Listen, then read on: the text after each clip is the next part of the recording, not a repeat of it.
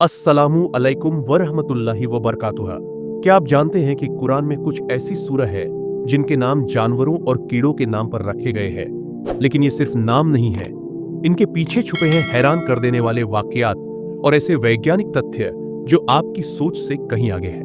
तो चलिए आज हम आपको कुरान के उन्हीं दिलचस्प राजों से रूबरू कराते हैं। एक, सूरह अल बकरा, गाय। सबसे पहले बात करते हैं सूरह अल बकरा की, जो कुरान की सबसे बड़ी सूरह है।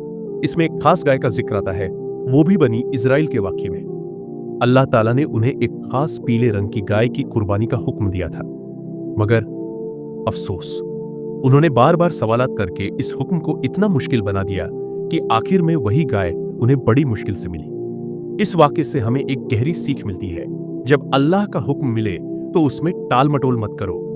दूसरी सूरह अन-नहल, मधुमक्खी। अब बात करते हैं सूरह अन-नहल की, यानी मधुमक्खी।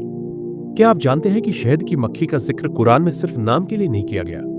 अल्लाह ने बताया कि मधुमक्खी को वही गाइडेंस दी गई कि वो फूलों का रस इकट्ठा करे और लोगों के लिए शिफा, इलाज का जरिया बने। आज की साइंस भी यही कहती है कि शहद में एंटीबैक्टीरियल और हीलिंग प्रॉपर्टीज होती है, जो घाव भरने और बीमारियों से बचाव में मदद करती है। हैरान कर देने वाली बात यह है कि यह बात कुरान में 1400 साल पहले बता दी गई थी। तीसरी सूरह अन-नम्ल, चींटी। अब आते हैं सूरह अन-नम्ल पर, यानी चींटी। क्या आप यकीन करेंगे कि कुरान ने चींटियों की बातचीत का जिक्र किया है?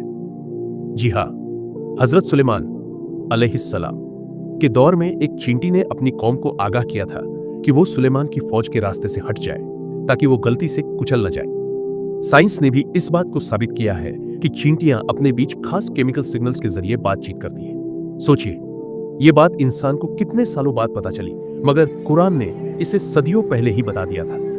चौथी सूरह अल-अंकबूत, मकड़ी।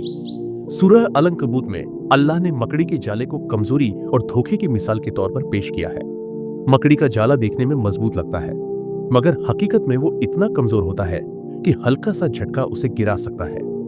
यही वजह है कि कुरान ने धोखे और झूठे रिश्तों को मकड़ी के जाले से तौलते हुए कहा कि ऐसे रिश्ते भी इसी तरह नाजुक होते हैं, देखने में मजबूत मगर असल में बेहद कमजोर। 5, सूरह अल-फील, हाथी। आखिर में बात करते हैं सूरह अल-फील की, यानी हाथी। इसमें एक बेहद मशहूर वाकया है। अब्रहा नाम का एक बादशाह, जो हाथियों की फौज लेकर काबा को गिराने के इरादे से आया था, मगर अल्लाह ने अबाबिल नाम के परिंदों को भेजा, जिन्होंने आग के तपे हुए पत्थरों की बारिश कर दी और पूरी फौज का नामो निशान मिटा दिया। इस वाक्य में अल्लाह ताला की कुदरत और हिफाजत का बड़ा सबक छुपा है। जब अल्लाह आपकी हिफाजत फरमाता है तो कोई ताकत आपका बाल भी बांका नहीं कर सकती। ये सारी सूरह हमें एक बड़ी अहम सीख देती है।